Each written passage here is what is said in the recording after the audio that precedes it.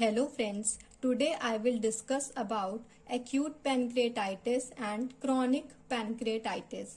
So firstly we will study about acute pancreatitis.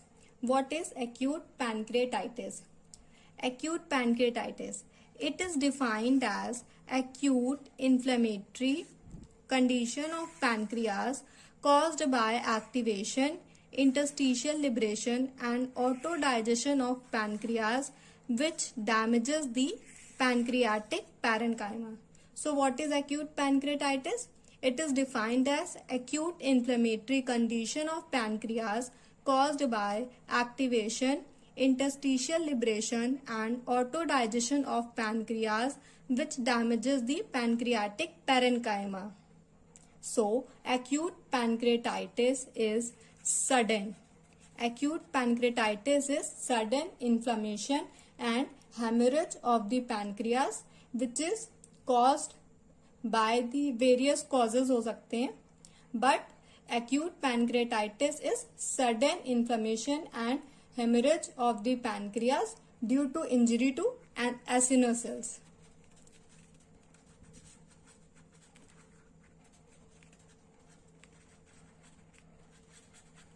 So this is our pancreas. This is a pancreas. Pancreas is a long skinny gland which is situated in the epigastrium region behind the stomach. This is pancreatic duct which releases its digestive enzymes into the duodenum. So acute pancreatitis is sudden inflammation and hemorrhage of pancreas due to injury to acinar cells. Pancreas is a long skinny gland which is situated in the epigastrium region, and pancreas plays two roles, exocrine role and endocrine role. Exocrine role of the pancreas means acinar cells are found in the pancreas and these acinar cells secrete pancreatic digestive enzymes which help in the digestion of macromolecules, carbohydrates, fat, proteins found in the food. And endocrine role of pancreas means alpha and beta cells are present in the pancreas which secrete hormones, insulin and glucagon. To protect the pancreas, the acinar cells of pancreas mainly produces inactive form of enzymes called as proenzyme or zymogens. Because pancreatic cells also contains carbohydrates, fat, proteins, so in order to protect pancreas, the acinar cells mainly produce inactive form of enzymes called as proenzyme or zymogens, which are normally activated by proteases, and these zymogens are stored in vesicles called zymogen granules away from sensitive cells and stored with protease inhibitors, so that these zymogen granules are stored away from these sensitive cells with protease inhibitors, and these protease inhibitors prevent these zymogens from destructing the pancreas if they are prematurely activated.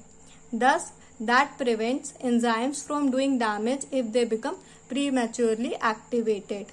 So these protease inhibitors prevents enzymes from doing damage if they become prematurely activated.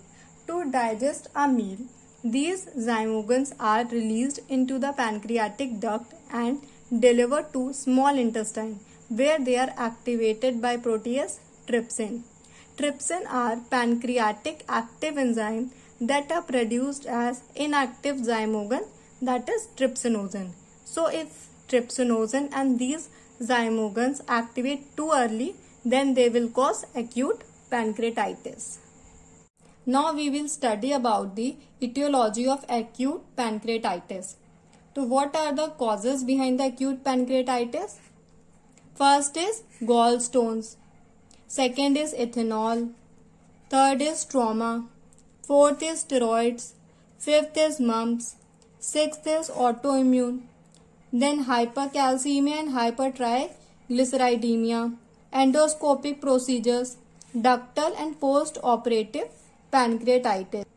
Gallstones and ethanol are the main reason behind the acute pancreatitis.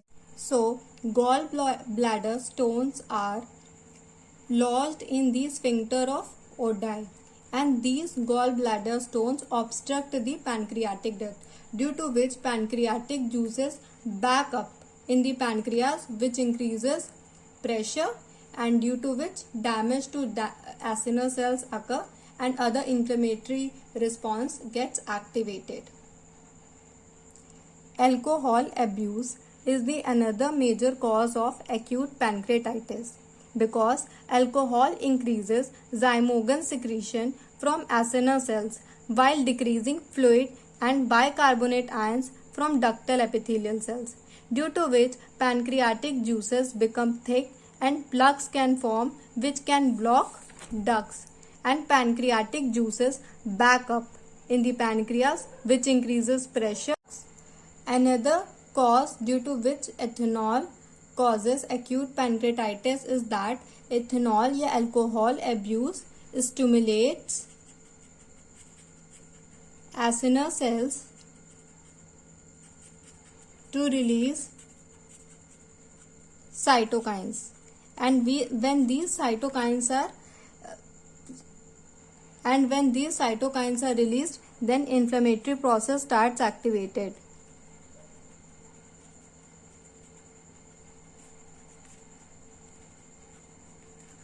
Neutrophils also reach the site and inflammation of the pancreas occurs. So the main leading cause of acute pancreatitis is gallstones and ethanols. Other factors like trauma, steroids, mumps virus, autoimmune, hypercalcemia, hypertriglyceridemia, endoscopic procedures, ductal and post-operative pancreatitis are also the etiology of acute pancreatitis. Now we will study about the mechanism of pancreatitis. What is the mechanism of pancreatitis? Injury to acinar cells. Injury to acinar cells leads to premature activation of pancreatic enzymes within the pancreas. When the pancreatic enzymes are prematurely active, then it leads to cellular injury, which will lead to local and systemic symptoms. Pancreatic edema, mild, severe hemorrhage, severe necrosis. Systemic hemodynamic instability, bacteremia due to translocation of blood flora, ARDS, GI hemorrhage, renal failure, and disseminated intravascular coagulation. So this is the mechanism of pancreatitis, that is injury to acinar cells, premature activation of pancreatic enzymes within pancreas, which leads to cellular injury and which leads to local and systemic manifestations. Local pancreatic edema, mild, severe hemorrhage, severe necrosis.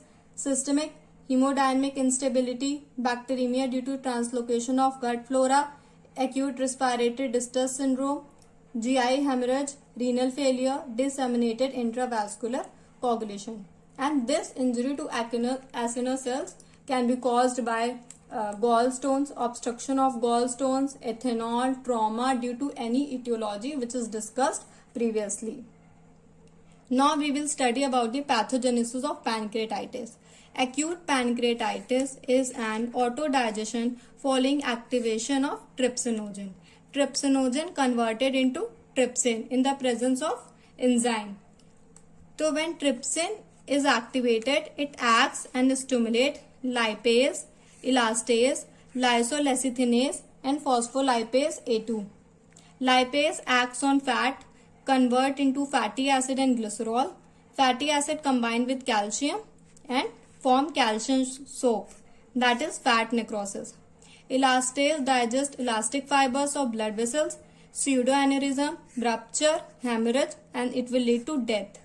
Lysolecithinase, membrane damage, necrosis, spreading, and it lead to necrotizing pancreatitis, that is infected necrosis.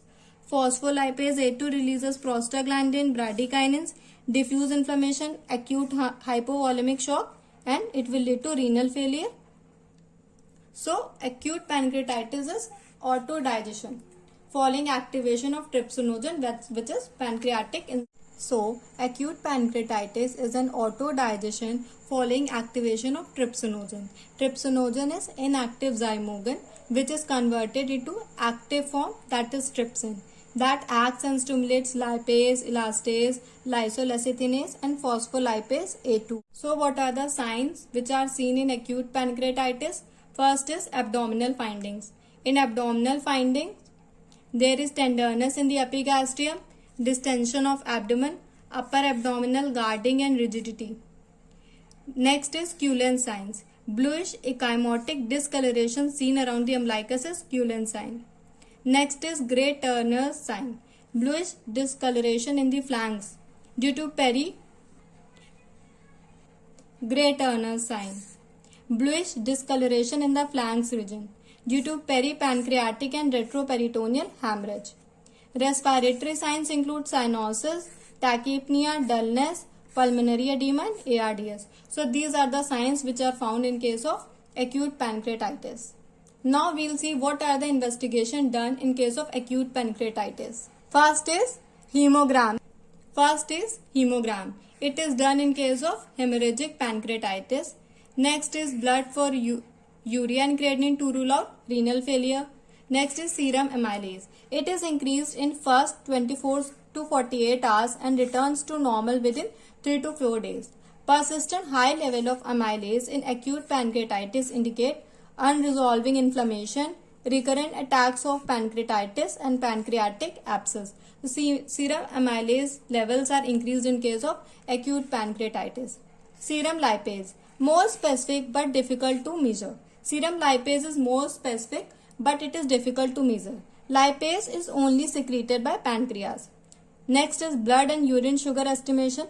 So mostly in 90% of patients, glycosuria is seen. In acute pancreatitis, serum calcium levels shows hypocalcemia is seen due to hypoalbuminemia or fat necrosis reason है.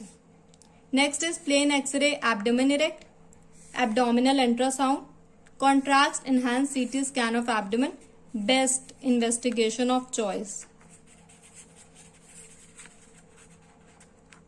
for acute pancreatitis.